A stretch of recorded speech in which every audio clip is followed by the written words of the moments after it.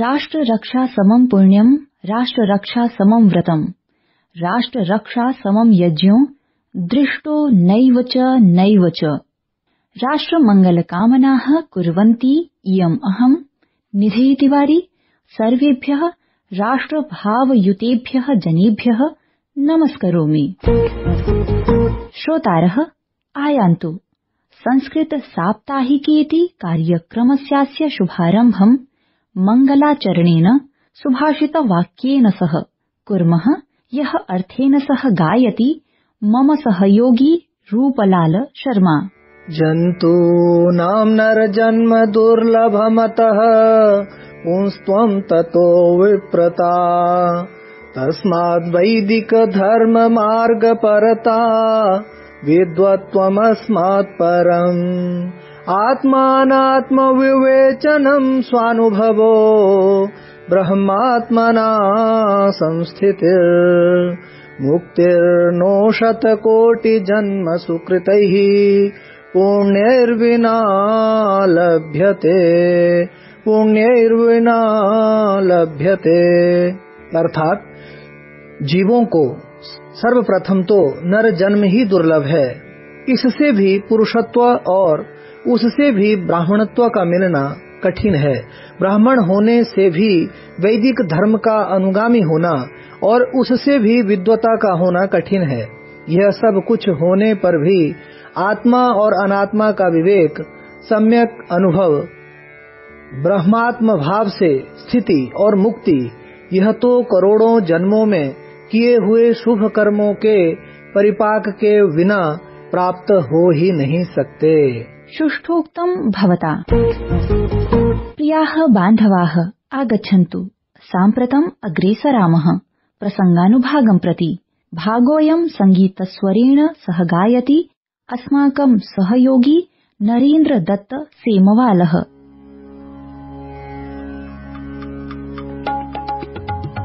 न मे द्वेष रागौ, न मे लोभ मोहौ, न मे द्वेष रागौ, न मे लोभ मोहौ, मदो नैव मे नैव मात्सर्य भावः, न धर्मो न चार्थो न कामो न मोक्षः, चिदानन्दरूप शिवोऽहं शिवोऽहं, चिदानन्दरूपः शिवोऽहं शिवोऽहम्। न मे मृत्युशङ्का, न मे जातिभेद, पिता नैव मे नैव माता न जन्मा, पिता नैव मे नैव माता न जन्मा, न बन्धुर्न मित्रम्, गुरुर्नैव शिष्यः, चिदानन्दरूपः शिवोऽहं शिवोऽहं, चिदानन्दरूपः शिवोऽहं शिवोऽहम्। धन्यवादाः भवते।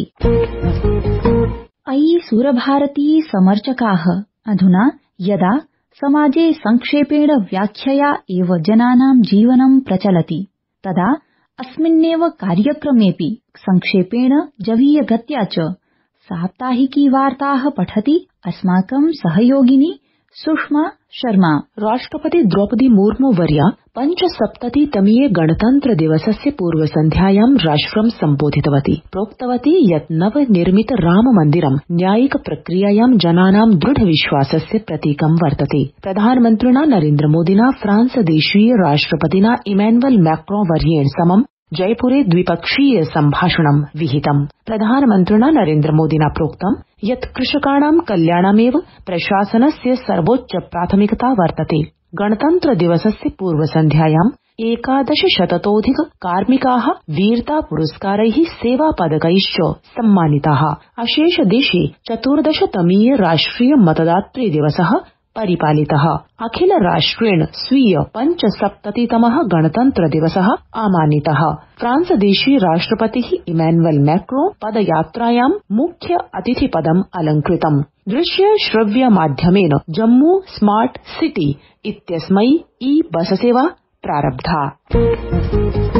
प्रियाः श्रोतारः, अधुना समागतोऽस्ति साक्षात्कार प्रभागः।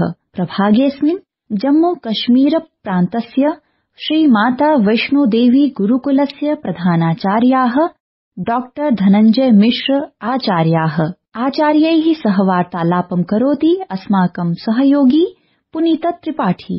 प्रियाः श्रोतारः, ज्ञान विज्ञान क्रमे अस्मिन् संवादाय मया सह अधुना आकाशवाण्याम् उपविष्टाः सन्ति जम्मू कश्मीर प्रान्तस्य कटरायां स्थितस्य श्री माता वैष्णो देवी गुरुकुलस्य प्रधानाचार्याः अपि च पंडित प्रताप नारायण मिश्र युवा साहित्यकार सम्मानेन सम्मानिताः डॉक्टर धनञ्जय मिश्र आचार्याः।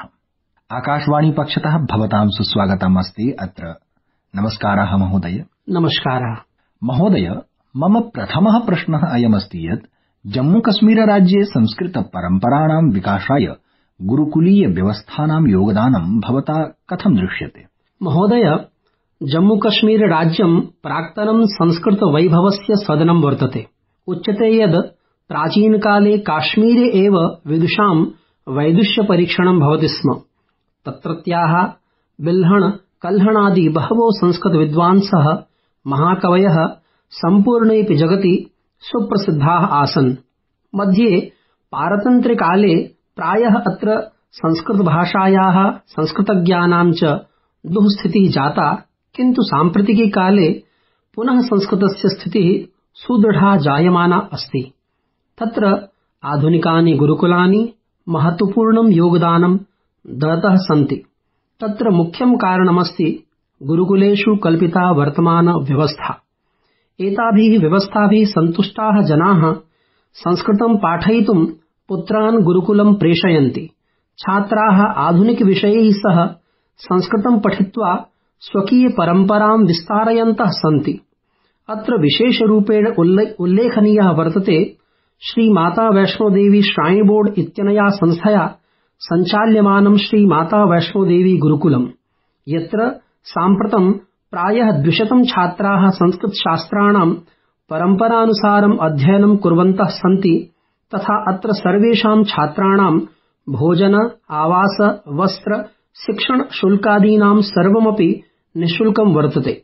महोदय, मया ज्ञातं यत् भवता बहूनां संस्कृतनाटकानां निर्देशनमपि कृतमस्ति। तस्मिन् पक्षे किमपि प्रकाशम् आक्षिपन्तु। आम्, सत्यं। मया मालती माधवम्, कौमुदी मित्रानन्द प्रकरणम्, मृगाङ्कलेखा, बालरामायणम् इत्यादि नाटकानां निर्देशनं कृतमस्ति। एतेषां नाटकानां निर्देशनं मया केन्द्रीय संस्कृत विश्वविद्यालय पक्षतः आयोजितेषु संस्कृत नाट्य महोत्सवस्य विविधानां प्रतियोगितानां कृते कृतम्। आधुनिक चलचित्रवत् प्रसिद्ध गायकेभ्यः गीतानां संस्कृत गीतानाम् एतेषु नाटकेषु समायोजनं विशिष्टमासीत्। मञ्चे प्रदर्शितानि तानि नाटकानि दर्शकैः बहुधा प्रशंसितानि। ओहो महोदय, सम्प्रति समाजे एषः प्रश्नः बहुवारम् आयाति यत् संस्कृतेन आजीविकायाः अवसराः सन्ति न वा? युव संस्कृत प्रतिनिधिरूपेण अत्र भवतां किं मन्तव्यम् उत वा चिन्तनं? कृपया प्रतिपादयन्तु। प्रश्नोऽयं साम्प्रतं बहु उपयोगी वर्तते। संस्कृतक्षेत्रे आजीविकायै बहवः अवसराः सन्ति। तद्यथा शिक्षा क्षेत्रे, सेनायां, प्रशासनस्तरे, क्रीडाक्षेत्रे, राजनीतौ, शोधक्षेत्रे, विश्वविद्यालयेषु, महाविद्यालयेषु, विद्यालयेषु च शिक्षणावसराः इत्यादयः। एवं योग्यछात्राणां कृते बहवः आजीविकावसराः उपलभ्यन्ते। तत्र मुख्यतया फलित ज्योतिषं, योगकर्म, पाण्डित्यकर्म अपि बहवः सन्ति। ओहो महोदय, मया ज्ञातं यत् भवान् सुकविः तथा भवता स्वकविता संग्रहाय युव पुरस्कारः अपि प्राप्तोऽस्ति। अतः तस्य कविता संग्रहस्य विषये किमपि विषयोपस्थापनं करोतु। आम्, तस्य कविता संग्रहस्य नाम कुम्भवती इत्यस्ति। वस्तुतः तस्मिन् संग्रहे श्रीकृष्ण भक्ति समाश्रितम् एकं गीतं वर्तते, कुम्भवती रे शृणु कमलाने इति। अतः तदाधारेण तस्य कविता संग्रहस्य नाम तथा मया कृतमस्ति। प्रायः 50 पृष्ठात्मके पुस्तकेऽस्मिन् 25 कवितानां संस्कृत गीतानां संग्रहो वर्तते। महोदय, अस्माकं श्रोतृजनेभ्यः स्वीयाः कवितायाः किमपि अंशं श्रावयतु। तस्मात् कविता संग्रहात् एकं शृंगार गीतं श्रावयामि। विधाय वेणीं नवांगने त्वं, विधाय वेणीं नवांगने त्वं माभ्रमनगरान्तम्, विधाय वेणीं नवांगने त्वं माभ्रमनगरान्तम्, समुद्घाटयति धीरः कश्चिद् स्वान्तः वृत्तान्तम्, समुद्घाटयति धीरः कश्चिद् स्वान्तः वृत्तान्तम्, विधाय वेणीं नवांगने त्वं माभ्रमनगरान्तम्, समुद्घाटयति धीरः कश्चिद् स्वान्तः वृत्तान्तम्, नेत्रे कमले मुखं तु चन्द्रः बिन्दुः चन्द्रांशुः, नेत्रे कमले मुखं तु चन्द्रः बिन्दुः चन्द्रांशुः, अधरे रागो ममानुरागः सोऽयं न्यासांशुः, नेत्रे कमले मुखं तु चन्द्रः बिन्दुः चन्द्रांशुः, अधरे रागो ममानुरागः सोऽयं न्यासांशुः, छिद्यन्ते तव लावण्येन, छिद्यन्ते तव लावण्येन प्रेमी हृदयानि, संलापेषु किन्नु करोषि मुग्धे हसितानि, विधाय वेणीं नवांगने त्वं माभ्रमनगरान्तम्, समुद्घाटयति धीरः कश्चिद् स्वान्तः वृत्तान्तम्, समुद्घाटयति धीरः कश्चिद् स्वान्तः वृत्तान्तम्, धृत्वा नव नव परिधानं यद् गच्छसि राजपथम्, धृत्वा नव नव परिधानं यद् गच्छसि राजपथम्, प्रत्यापणमागच्छसि नूनं यूनां नेत्रपथम्, धृत्वा नव नव परिधानं यद् गच्छसि राजपथम्, प्रत्यापणमागच्छसि नूनं यूनां नेत्रपथम्, बीजं वपसेऽनुरागरूपम्, बीजं वपसेऽनुरागरूपम् कुरु तद्रसान्वितम्, बीजं वपसेऽनुरागरूपम् कुरु तद्रसान्वितम्, पोष्य रसैश्च प्रीतिवल्लरीं वर्धय प्रेमवनम्, विधाय वेणीं नवांगने त्वं माभ्रमनगरान्तम्, समुद्घाटयति धीरः कश्चिद्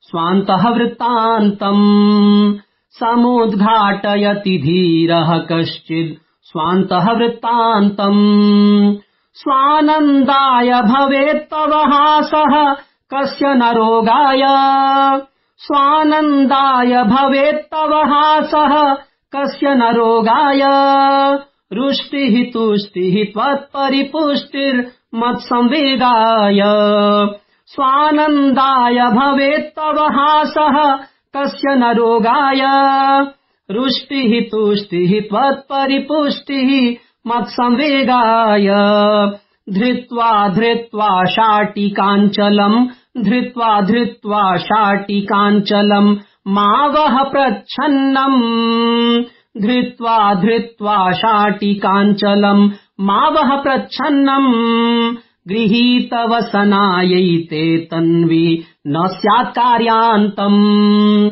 गृहीतवसनायैते तन्वी न स्यात् करणीयम् विधाय वेणीम् नवाङ्गने त्वम् मा भ्रमनगरान्तम् समुद्घाटयति धीरः कश्चिद् स्वान्तः वृत्तान्तम् समुद्घाटयति धीरः कश्चिद् स्वान्तः वृत्तान्तम्। मधुरम् मधुरम् मधुरम् साधु।